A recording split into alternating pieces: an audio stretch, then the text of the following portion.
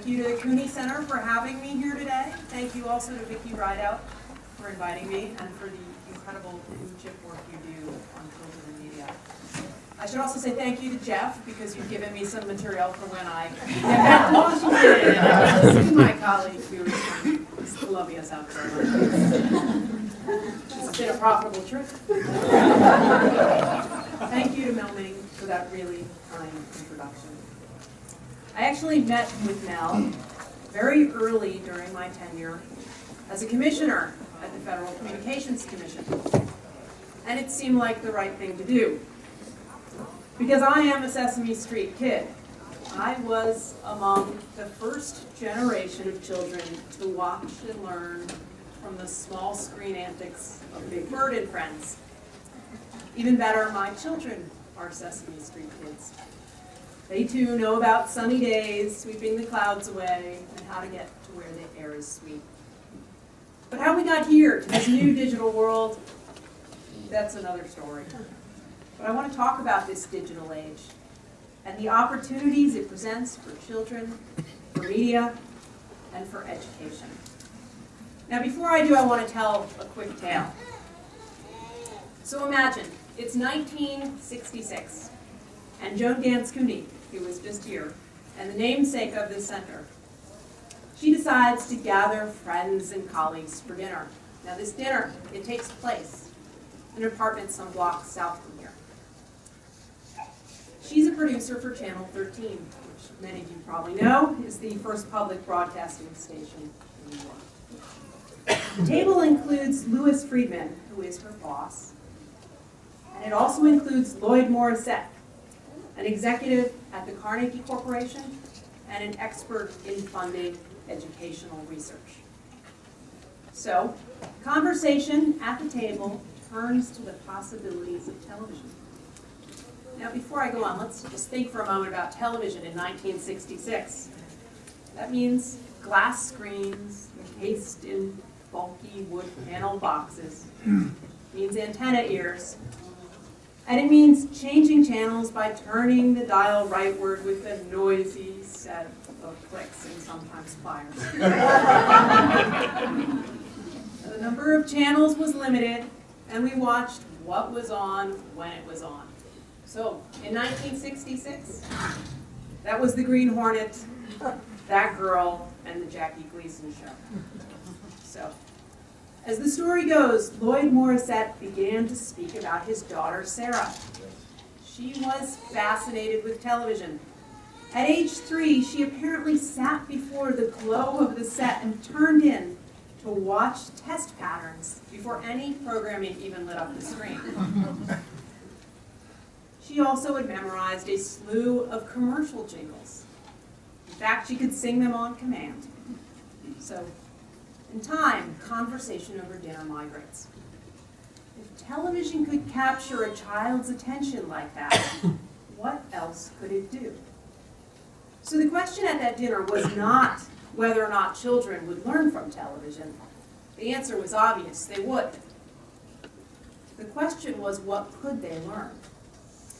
So you might look back on that question, that dinner conversation, and think nothing especially novel about it.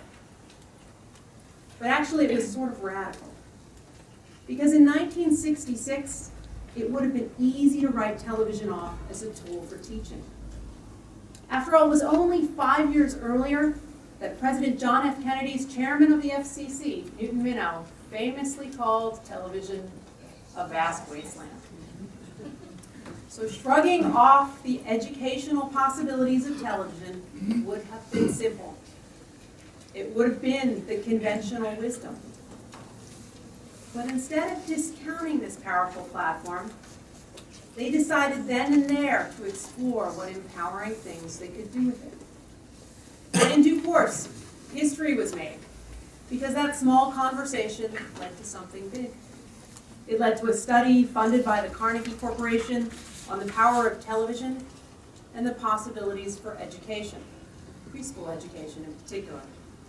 And that study gave shape to what became the Children's Television Workshop and yielded Sesame Street. And in its wake, a whole range of quality children's television educational programming followed. Okay, so that's the story. Now, speed to the present. The gale force of digitization is remaking our world. We live in an age of always-on connectivity. The number of screens has multiplied, increased broadband capacity, and decreased costs of cloud computing are changing the ways we access content. So many of our social spaces are now virtual. And mobility means the invisible infrastructure of our airwaves is responsible for so much more than television. In fact, we are now a nation with more mobile phones than people. Curious fact. 1 in 3 adults has a tablet computer, and that number is growing fast. Our children, however, still watch an average of 3 to 4 hours of television a day. Now, according to the American Academy of Child and Adolescent Psychiatry, that means that by the time they graduate high school, they will have spent more time watching television than they have in the classroom. But as screens proliferate, our children's habits are changing. 3/4 of all children now have access to a mobile device, like a smartphone or a tablet. 72% of children under age 8 have used these devices for some kind of media activity. Almost 1 in 5 now do so on a daily basis. Among teenagers, half own their own smartphones. 9 in 10 have used social media, and 95% use the internet regularly. Now that's a whole slew of statistics, but as Jim Steyer from Common Sense Media suggests, we may think of our children's online and mobile activities as their digital lives. But that's totally wrong, because their plugged-in networked world is their life. So, just like those guests at that dinner a few decades ago, I think we need to resist the easy temptation to dismiss the possibilities of so many new screens, connections, and technologies. Because the fundamental issue is the same. It is not a question of whether or not children will learn from these new digital platforms. They will. The question is, what could they learn? So that's how I look at these issues from a policy perspective. And candidly, it's also how I look at them as a parent. After all, I am someone who knows the challenge of a household with 2 parents, with 2 jobs, with 2 children at 2 schools, and too few hours in the day. I also know that good parenting sometimes requires just turning it off and shutting it down. Still, I think there is real promise in new digital media.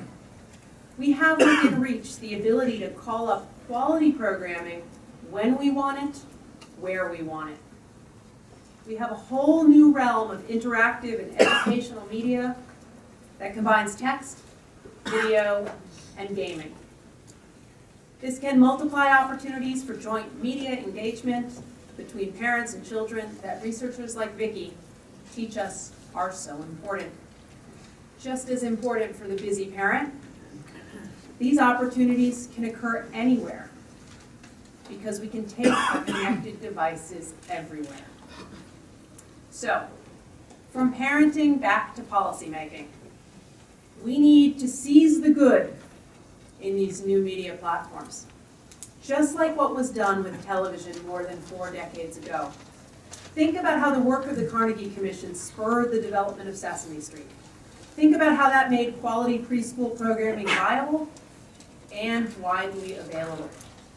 Think also about how the Children's Television Act spurred the development of more educational programming by requiring a minimum of 3 hours per week on stations using the airwaves.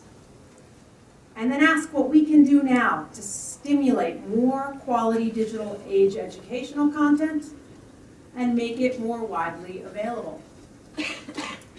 So that leads me to what at first glance might seem like an unexpected place. It leads me to E-Rate. If you're not familiar with it, E-Rate is the nation's largest educational technology program. It helps connect all of our schools and libraries to modern communications and the internet. Now, E-Rate support is based on need. More funding is available for those schools and libraries serving low-income students and those located in rural areas. The program is run where I work. It is run by the FCC. Legally, E-Rate is a byproduct of the Telecommunications Act of 1996. Now think back to 1996 for a moment. Everyone in this room probably called the internet the information superhighway. At least I did. I will own up to that. It was a long time ago. And back when the law was passed, only 14% of the nation's public schools had access to the internet. Today, thanks to the support that E-Rate provides, more than 95% of our classrooms are connected. Now that might sound impressive. And it might sound like the E-Rate job is done. But that's totally wrong. Nothing could be further from the truth. Because the challenge today is not connection, it's capacity. Too many of our E-Rate schools access the internet at speeds as low as 3 megabits. That is lower than the speed of broadband in the average American home. But in many cases, those schools have 200 times as many users. Think about all of those students. Then think about what that means. It means too many schools do not have the capacity to even offer high-definition streaming video. It means too many schools are unable to take advantage of the most innovative digital teaching tools. And I think this is especially cruel because it means too many students will lack the ability to develop the science, technology, engineering, and math or STEM skills that are so essential to compete in the new economy. So now the good news. We are doing something about it. At the FCC, we recently started a reform effort to put in place a modernized E-Rate system. It's what I like to call E-Rate 2.0. We are gathering ideas and combing through commentary on the program from stakeholders of every stripe. In the end, we want to give this program a new focus. We want to make it a program that is focused laser-like on supporting more than simple internet connectivity. We want to make it support capacity, really high-speed broadband to all of our schools in every community. So let me tell you a little more about that by putting some numbers on that so you understand what I mean by really high-speed broadband. In the near term, I'd like to see 100 megabits per 1,000 students in every school. I call that dream likely. Over the long term, by the end of the decade, I want to see 1 gigabit per 1,000 students in every school. I call that dream big. And I think we can do it. I also think the E-Rate reform effort and the interests of quality educational content collide. And I mean that in the best possible way. By bringing really high-speed broadband to every school in every community across the country, we will create new opportunities for educational content at new scale. This scale has the potential to stimulate a new market for digital educational media.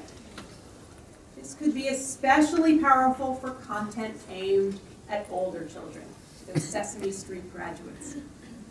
As so many studies have demonstrated, there is an alarming drop in educational media use after the very earliest years. While we have succeeded, by most measures, in reaching preschool children with educational television, we have a much more mixed record with older children. But here is where I think these new interactive digital technologies and mobile platforms are full of possibility. They can engage beyond simple text and video. They can target communities with unique needs. And they can reinforce essential skills through gaming. And by bringing high-speed bandwidth to schools everywhere, I think we can spur a whole new range of providers to develop this kind of educational content. In addition, a reformed E-rate speaks to the issues of equity and access that informed the work of the Carnegie Commission 4 decades ago. That is because a reformed E-rate program will also make broadband more widely available. Today, a stubborn 3 out of 10 households do not have broadband access. Think about what it means to be a student in one of those households, typically low income and often rural. It means getting homework done is hard. It means applying for a scholarship is challenging. But by bringing broadband to all of our schools, we will make digital age opportunities more broadly available. So, as you might be able to tell, I think E-rate reform is important. I think it speaks to the mission of so many of you in this room. Because if you care about educational media, E-rate could help stimulate a whole new world of quality content. And as I suggested at the outset, the question is not whether or not children will learn from this proliferation of so many new screens, connections, and technologies. They will. The question is, what could they learn? So a generation ago, Joan Ganz Cooney and the Carnegie Commission harnessed the power of television to provide a powerful answer to that question. They taught us that television can teach. And they showed us that it can help build early literacy and numeracy skills that lay the foundation for later learning. I think now we can do even more, because we are at a new and exciting inflection point in educational media. With an updated E-rate, we have an opportunity to harness digital and mobile technologies and teach in new ways. Plus, we can extend the reach of broadband in our schools and expand the range of educational content. In short, we can seize the good in these new technologies and help prepare all of our children for success in the 21st century. And as a policymaker and a parent, I think that's worth fighting for. Thank you.